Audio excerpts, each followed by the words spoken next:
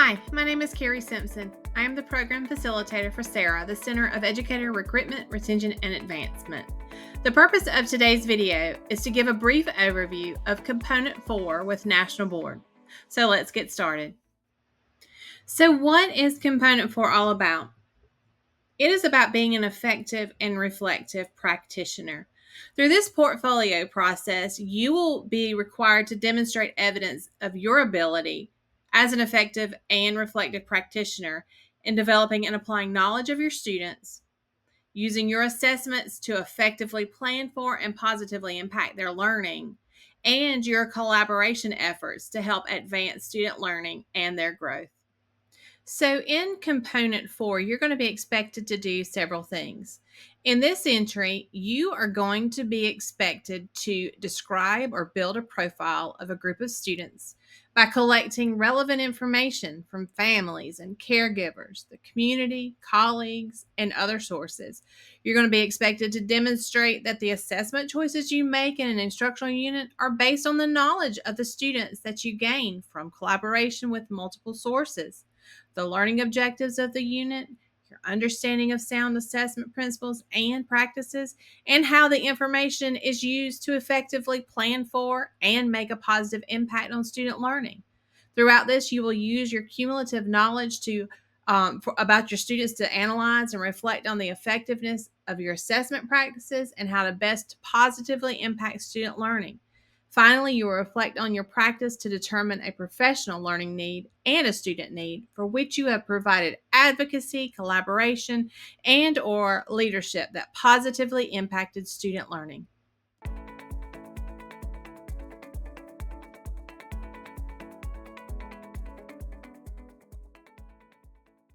So now let's look at the National Board website to help you locate your important resources so that you can be successful as you navigate through Component 4.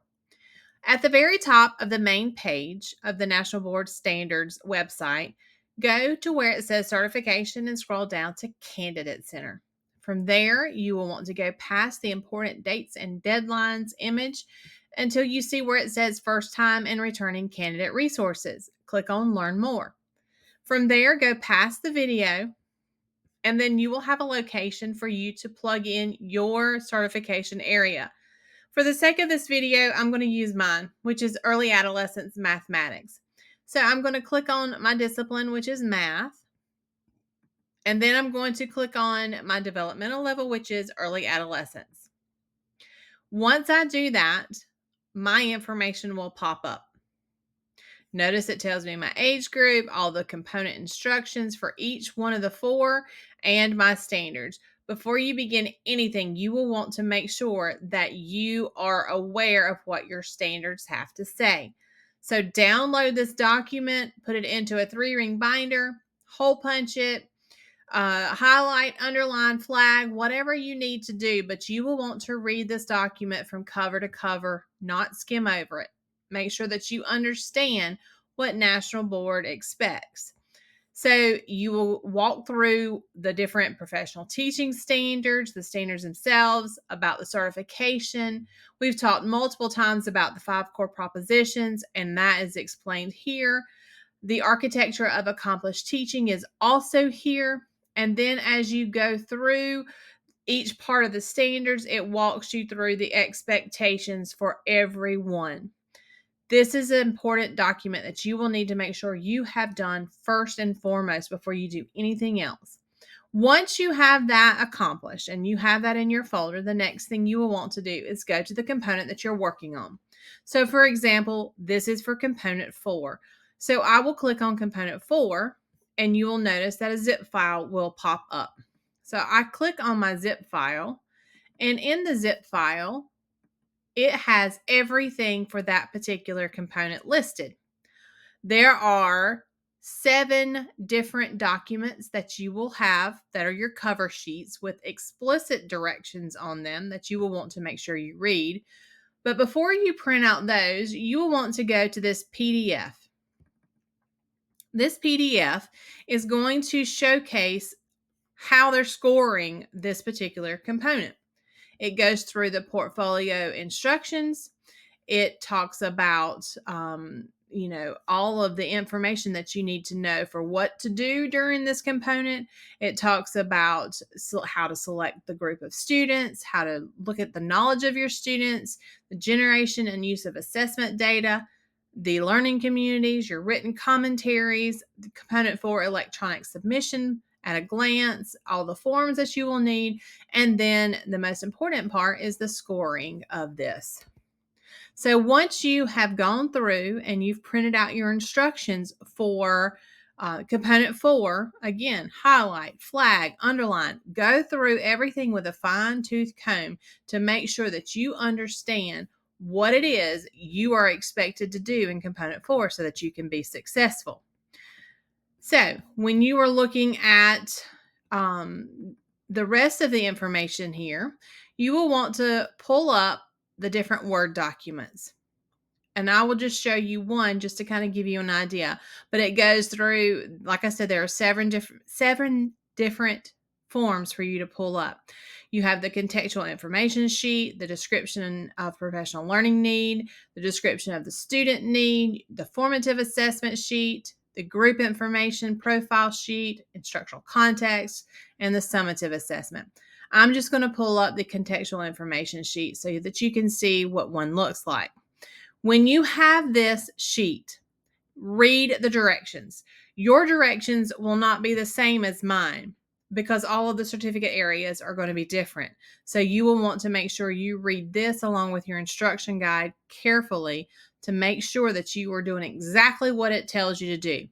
And as you are working on this particular sheet, you will not want to delete anything on here. Everything needs to stay as is. If you have been asked to type something or explain something or write something, you will put everything in the brackets.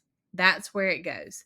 So your candidate ID number will go in between the brackets here, and then your information that you need to do for each of the different topics will be located below. It also tells you how many pages maximum for this particular one you have.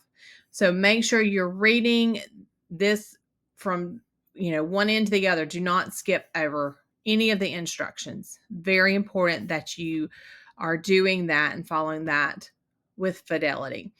So standards first, and then go into your folder that you're working on, which in this case, we're looking at component 4, instructions next, and then each of your guides need to be printed out. If at any time you have questions about the instructions or the standards, or you just need clarification, National Board has a contact us button. And on there are 3 different ways that you can contact them. You can call the 1-800-22-TEACH number and talk to someone on the phone. You can do a live chat through text on this actual website, or you can complete the customer support web form. Irregardless of which one you choose to do, they will provide you with a transcript of your conversation so that you can have your questions that you asked along with the answers that they provided. National Board's website has a lot of good information on it, and this is just a way for me to show you how to navigate to find the resources that you have for component 4.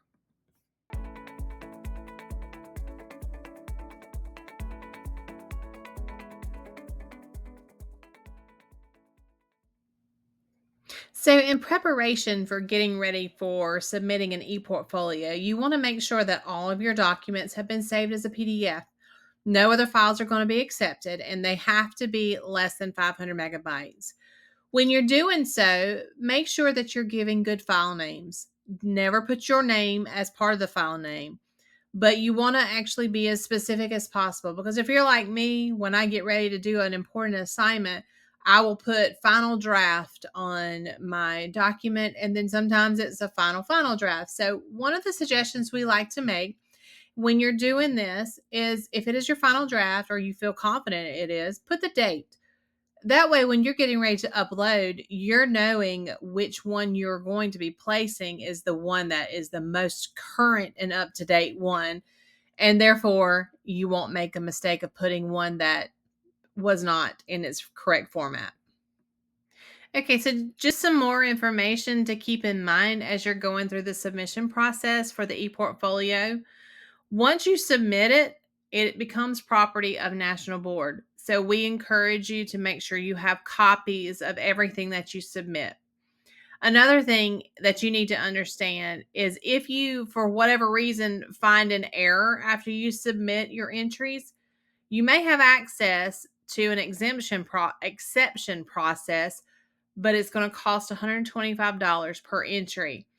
And this service is only going to be available for 1 week after the submission window closes. You would have to contact that customer service support line for more information if you find that there's an error. That's why we really encourage you to make sure that you double, triple, quadruple check your data, your files that you submit to make sure it's the right ones before you do so, because then you're limited on your amount of time that you can change anything, but you also have to pay a price for everything that has to be changed. And then after the submission deadline, all of the uploaded materials, including incomplete entries, are submitted for evaluation as is. So it's very important that you do not click that submit button until you are 120% sure that you are ready to close out those components that you've been working on. So, for example, if you're working on components 2 and 4, don't submit if you've only uploaded for components 4.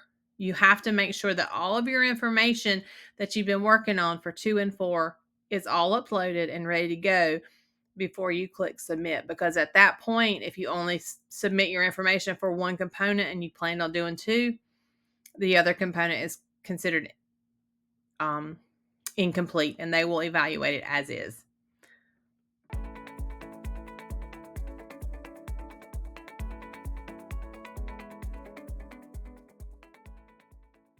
So, just some final thoughts when you're getting ready to submit your information for component 4. When you go to the National Board website, you will want to go to that same place that we talked about before on Certification and Candidate Center. But instead of clicking on that first time and returning candidate resources, scroll a little bit further and you'll find a section for ePortfolio submission. On this landing page, you're going to see a lot of information that gives you tips and tricks and the ePortfolio facts and questions, a guide to the submission. There's even a tutorial, a video that you can watch that shows you how to upload and make sure your files are in the right format. It gives you ways to do troubleshooting and tips if you're a Mac user. All of this on this page is information that will help you and guide you through the process of the ePortfolio submission. So just wanted to kind of make sure you knew how to navigate the National Board website so that you could find that, so that you're more successful through this process. Thank you for joining me today as I went over a brief overview of Component 4 with the National Board certification process. We hope that we were able to provide helpful insights that you can use to navigate through this most rewarding process. If we at CERRA can do anything to help you in your journey, please do not hesitate to reach out. Have a wonderful day.